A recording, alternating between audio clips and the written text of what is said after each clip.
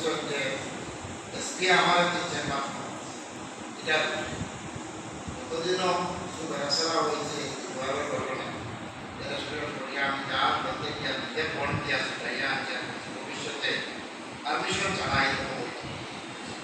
দিননাথ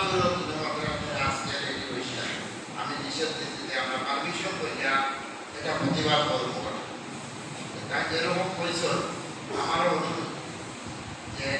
শান্তিপূর্ণভাবে আমরা যেটা আজকে সর্বভারতীয় যেটা প্রতিবাদ করিয়া